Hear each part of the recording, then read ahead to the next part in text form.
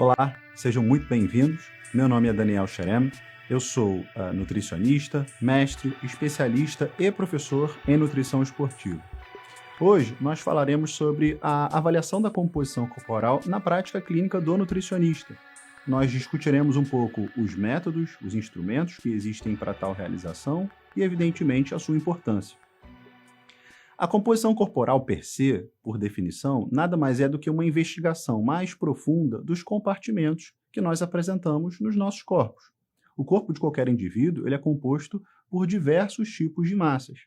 Essas massas elas podem ser coletadas de diferentes maneiras e podem representar, de uma forma mais ampla e mais global os riscos que o indivíduo pode apresentar para excessos, carências ou deficiências nutricionais. Dentre os principais métodos e instrumentos utilizados para que a gente consiga investigar e compreender qual a composição do corpo de um paciente, nós temos principalmente como destaque na nossa prática a utilização da adipometria, que nada mais é do que a medição desses compartimentos corporais por um instrumento chamado de adipômetro. Nós também podemos fazer a avaliação através da bioimpedanciometria, que é a utilização de balanças de bioimpedância ou, eventualmente, bioimpedâncias acopladas a outros equipamentos.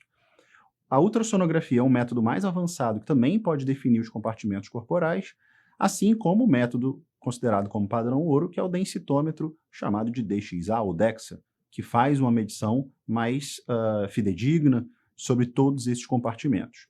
Especificamente falando sobre os pontos positivos, as vantagens e desvantagens que nós encontramos nesses métodos, o adipômetro, por exemplo, ele tem a vantagem de ser um método onde nós investimos menos, ele tem um baixo custo e ele é bastante prático até de ser utilizado. Entretanto, como contra esse tipo de equipamento, nós temos que ter um bom nível de experiência, um bom nível de treinamento para que a gente consiga fazer a coleta das pregas, das dobras cutâneas. Geralmente, aqui no nosso país, nós utilizamos a metodologia padronizada do Ministério da Saúde através do Sistema de Vigilância Alimentar e Nutrição, ou simplesmente SISVA. No mundo como um todo, o método mais utilizado para padronizar a coleta das dobras cutâneas ocorre através do sistema ISAC, ou Sistema Avançado de Cineentropometria Internacional. Esses dois sistemas são amplamente utilizados por profissionais de nutrição no nosso país, evidentemente, e conseguem trazer o perfil dos locais de coleta das dobras cutâneas. Outra desvantagem da utilização do adipômetro é a difícil reproducibilidade tanto do próprio nutricionista quanto entre nutricionistas, justamente pela questão da experiência que o nutricionista deve ter. Mas é o método realmente mais utilizado, justamente pelo baixo custo. Os valores que nós podemos investir no adipômetro são bem inferiores quando comparados aos outros métodos. Um outro detalhe importante da gente ressaltar é que no método de medição de composição corporal por adipometria, o corpo ele é separado apenas em dois compartimentos, no compartimento gordo e no compartimento magro. Nós não conseguimos fazer uma análise mais profunda em cada um desses dois compartimentos. Para que a gente entenda uma divisão melhor do corpo, recomenda-se uma análise de 4 compartimentos. Isso nós só conseguimos fazer através dos métodos de medição, através da balança de bioimpedância, ou na ultrassonografia, ou na densitometria.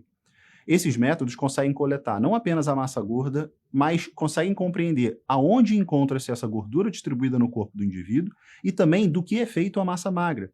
Porque a massa magra é um compartimento que, tecnicamente, é chamado de massa livre de gordura, porque é tudo que nós encontramos no corpo do indivíduo que não seja gordura.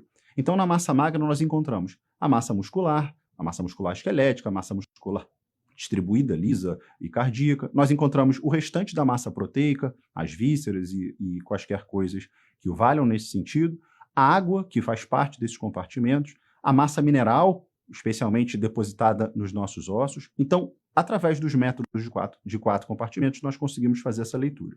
As balanças de bioimpedância têm um investimento um pouco maior, evidentemente, quando comparadas com o adipômetro, mas conseguem ser um pouco mais profundas. Elas também têm pontos negativos. Os protocolos nos quais nós temos que colocar os nossos pacientes à disposição da balança de bioimpedância, eles são muito restritos, eles são muito rígidos. O paciente ele deve estar sem um período, sem se alimentar, evidentemente depende do tipo de equipamento, logicamente. Ele deve estar sem a prática de atividades físicas naquele dia. Se for um paciente do sexo feminino, não deve estar menstruada ou até próximo ao início do ciclo menstrual, né, no período pré-menstrual. Também não se recomenda que pacientes que contenham próteses, metais distribuídos no corpo, tatuagens recém-realizadas, também subam nesse tipo de equipamento, e várias outras indicações, consumo de determinados medicamentos, pacientes gestantes, pacientes com marca-passo, também não devem subir no equipamento. Ele é um equipamento bem veloz para medir a composição corporal, porque ele usa a intensidade do dispositivo elétrico que é colocado para o indivíduo assim que ele sobe no equipamento, para retornar ao nível de resistência, daí o nome de impedância da eletricidade. Como o corpo ele é um bom condutor de eletricidade, especialmente pelo conteúdo de água, o equipamento ele consegue fazer essa distinção de onde se encontra tecidos gordos e líquidos de uma forma geral. A densitometria e a ultrassonografia são métodos de muito melhor qualidade para se medir a composição corporal, mas são muito mais caros, especialmente a densitometria, que consegue fazer uma medição direta desses compartimentos. Qual a importância da gente fazer a medição exata do compartimento de gordura, seja gordura visceral, gordura subcutânea, massa muscular esquelética ou quaisquer outras massas que foram mencionadas?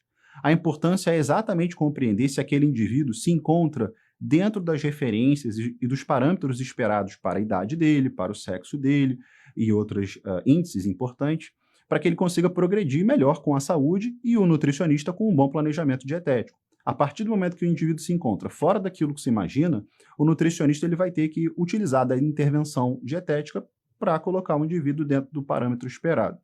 Então, a avaliação da composição corporal serve como um dos braços de toda a avaliação nutricional, para que a gente conheça o status, o estado nutricional do indivíduo.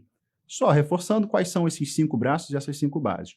Um é a própria avaliação da composição corporal, que nós acabamos de mencionar. A avaliação bioquímica, que vai dizer para a gente os indicadores, os biomarcadores de saúde internos do indivíduo. A avaliação clínica, a avaliação energética e, por fim, a avaliação dietética. Perfeito?